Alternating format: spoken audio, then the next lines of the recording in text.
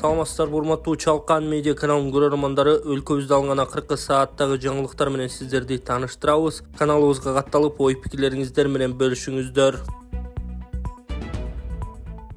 Президенттин Кубогу 2024 Агылбирс командасы жеңүүчү болду. 31 август күнү Кыргыз Республикасынын президенттин Кубогуна арналган турнирдин көптөн күткөн финалдык оюну орун алды. Кубок үчүн Шахтер жана Агылбирс командалары күч сынашышты. Биринчи бөлүктө Агылбирс 2 салым салып үстөмдүк кылса, экинчи бөлүктө экинчи салым жаратып, Шахтер командасы эсепти теңеп кеткен. Оюндун 3-чү бөлүгү 3-3 эсеби менен аяктап, алтын салым үчүн кошумча 10 мүнөт берилип, Бактыбек Кутман алтын салымды салып, Агылбирске жеңиш алып келди. 3-чү орун үчүн оюн Ысык-Ата менен Бийиктик командаларынын ортосунда өттү. Жыйынтыгында 3-2 эсеби менен Ысык-Ата жеңишти камсыздап, 3-чү орунду ээледи. Мелдеш дене тарбия жана спорт департаментинин алдындагы спорттун улуттук түрлөрү боюнча дирекциясы жана Кыргыз Республикасынын Көкбөрү Федерациясы тарабынан уюштурулган. Сонун жаңылык, сиз билген жана иченген Умбем клиникасы эми сизге дагы да болсо жакыныраак болду. Анткени бизде жаңы филиал ачылды. Андыктан келип, өзүңүздүн жана жакындарыңыздын ден соолугуна кам көрүшүңүздү сунуштайбыз. Биздин жогорку даражадагы дарыгерлер төмөндөгү адистиктер боюнча кабыл алат: стоматология, гинекология, терапия, лор, хирургия, педиатрия, урология, УЗИ жана башка адистиктер. Лабораториялык анализдин 5000ден ашуун түрү алынат. Жогорку даражадагы стерилизациялоо. Биздин дарек ВДНХ метросу, Кондратюка көчөсү 2. Телефон номерибиз 8925 103 22 55. Кабыл алууга алдын ала жазылып келүүңүздөрдү суранабыз. Умбем клиникасы. Сиздин ден соолугуңуз, биздин камкордук. Билим алууга умтулгула Садыр Жапаров кыргызстандыктарды 1-сентябрь менен куттуктады. Президент Садыр Жапаров 1-сентябрь билим күнү менен кыргызстандыктарды куттуктады. Мамлекет башчысы окуучуларга, студенттерге жаңы окуу жылына жаңы дем, жаңы күч, жаңы жигер менен киришин, ал эми мугалимдерге чыгармачылык ийгиликтерди каалаган. Билимдүүлөрдүн заманы болгондуктан ар тараптан билим алууга умтулгула деп кайрылат элем. Үйдөн адептүү болууга татыктуу тарбия, мектептен ар тараптуу терең билим алсаңар, Кыргызстандын атагын чыгарып, туубузду бийик желбирете турган ийгиликтерге жетесиңер. Билим гана адамды эркин жана бийик кылат деген жакшы сөз бар, деген президент. Өлкө башчынын билим берүү тармагы тууралуу айткандарынан, бул окуу жылында республика боюнча 127 миңден ашуун жеткинчек билим уясын босогосун аттайт. Санариптин технологиянын заманынын арааны жүрүп жаткан кезде биз дагы дүйнө агымынан артта калбай билим берүү тармагын өнүктүрүүнү артыкчылыктуу багыт катары карап жатабыз. Бүгүнкү күндө республика аймактарында бардык шарттары бар заманбап мектептер курулуп, четинен ишке берилүүдө. Быйыл билим берүүнүн сапатын арттырууга багытталган Алтын казык мамлекеттик программасынын ишке ашуунун алкагында мектептерде билим берүү системасын 12 жылдык форматка өткөрүү боюнча бир катар чечимдерди кабыл алдык. Өлкөбүздүн тарыхында биринчи жолу мугалимдер үчүн ноутбук сатып алууга каражат бөлүндү. Буюрса, биринчи этапта алар STEM предметтеринин мугалимдери, андан кийин бардык мектеп мугалимдерине берилет. Мектептерде окуучулардын илимий техникалык жактан билимин көтөрүү менен бирге улууларды, устаттарды урматтоого, элибиздин нарк наслин каада салтын аздектөөгө, кыргыз тилин так билүүгө маани берилүүдө. Нарында күйөөсү аялынын жумушуна барып бычак сайган. Нарын шаарында күйөөсү аялынын жумушуна барып бычак сайган, бул тууралуу облустук милициясы кабарлады. Окуя 31 август күнү болгон. Нарын шаарынын 42 жаштагы МН аттуу тургуну Онарча базарындагы ашканада ашпозчу болуп иштеген 43 жаштагы СА аттуу аялын бычак менен сайып салган деп айтылат маалыматта. Жаракат алган аял оорукананын хирургия бөлүмүнө жаткырылса, жолдошу шаардык ички иштер баш башкармалыгы тарабынан кармалып, тергөө иштери жүргүзүлүп жатат. Гүлназ Жүзбаева Паралимпиада оюндарында 13-чү орунду ээледи. Кыргызстандык Гүлназ Жүзбаева Париждеги Паралимпиада оюндарында жеңил атлетика боюнча жарышка чыкты. Ал 1-сентябрда азиз спортчулар арасында 1,5 миң метр аралыкка жарышка катышкан. Анын жол көрсөткүчү Юлия Фурнас болчу. Жалпысынан 15 спортчу жарышка чыгып, алар 3кө бөлүнгөн. Жүзбаева биринчи жарышта чыгып, ал 6 минута 11,36 секундта келип жеке рекордун көрсөттү. Жыйынтыктоочу протоколдо кыргызстандык пара спортчу 13-чү орунду ээлеп финалга чыга алган жок. Эгемендик майрамында Алатоо аянтына 80 миңден ашык адам келди.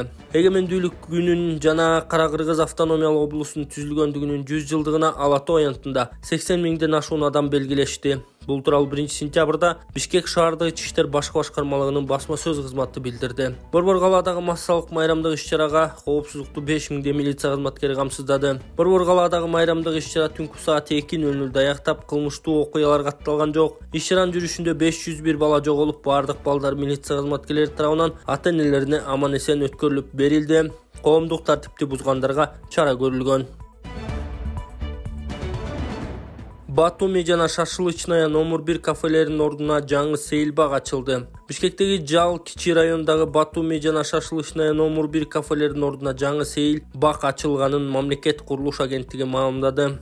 Билдирүүгө ылайык, парктын ачылышы менен шаар мэри Айбек Жунушалиев, агенттиктин директору Нурдан Орунтаев катышкан. Жаңы сейилбак муун деп аталган. Анын аянты 40 гектарды түзүп, балдар аянтчасын, машыгуучу жай жана энелер бөлмөсүн камтыйт. Ал кыргыз колоритинде жасалды дешти агенттиктен. Батуми Жал кичи райондагы Таналиев көчөсүнүн боюнда жайгашкан. 2023-жылдын 24-майында ал кездеги Бишкектин вице-мэри Нурдан Орунтаев баш болгон аткаминерлердин тобу кафеге келип, атайын техника менен буздура баштаган. Кафенин ээси аларга расмий эскертүү берилбегенин, сот чечим жок бузулуп жатканын айтып чыккан. Bir күндөн кийин УКМК төрагасы Камчыбек Ташиев президент Садыр Жапаровдун тапшырмасы менен ал жакка барган. Кийин УКМКдан Орунтаев жабырлануучу тарапка келтирилген зыяндын ордун толтуруп берүүгө милдеттендирилген. Кафени буздуруудан келтирилген чыгым 3 миллион сомдон ашаары айтылган. Assalamu alaikum, урматтуу YouTube каналыбыздын көрүүчүлөрү. Мен Элимитов фондунун жетекчиси Болотбек Айдаркулов. Бүгүнкү күнү Нарын облусунун тургуну ушул эжекебиздин кызы сколиоз оорусунун 4-этабы менен ооруп калыптыр. Эжекебизде сатканга эч нерсеси жок болгонуна байланыштуу кыздын дарылануусу үчүн сиздерден азыр жардам сурап турган учуру. Ушул Индияга $44,000 каражат керек экен туугандар. Алланын ыраазычылыгы үчүн ушул эжебизге жардам берип, колуңуздарды сунуп кетиңиздер. Эжекебиздин кызы ушул күнүнгө күнгө жашы дагы 16 жашка чыгып калыптыр. Сөөктөрү дагы күнүгө ушул өсүп, сколиоз оорусунда билесиздер, сөөктөр аябай эле мындай кысып калат да, кышайып. Эжекебиздин кызы операцияга муктаж болуп турат. Колдон келишинче ушул жаш кыз экен, ушунун келечеги алдыда туугандар. Буга биринчиден биз себепчи болуп, сиздер жардам берип, буга дагы кайдыгер карабайсыздар деген үмүттөбүз.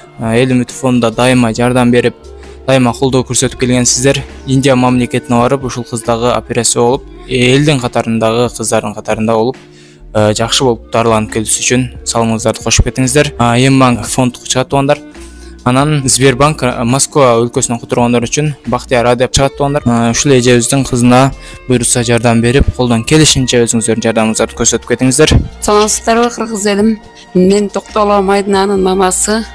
Атым Назгүл болот. Сиздерден жардам сурап келебиз. Менин кызыма жардам берсеңиз, жашоо шартыбыз деле начар. 3-группадагы жолдошум менен экилай комната временкада жашайбыз. Барбаган жерибиз калган жок, көп жерге бардык.